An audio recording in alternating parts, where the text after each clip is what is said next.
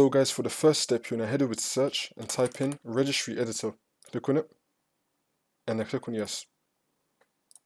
And then once you're on this, you can follow everything I'll be doing up here. So first you want to expand HK local machine, and then you want to expand system, and then you want to expand control set 001, and then you want to expand services, and then you want to look for NDU. I'm just going to make this a little bit bigger. You're going to scroll down until you find NDU.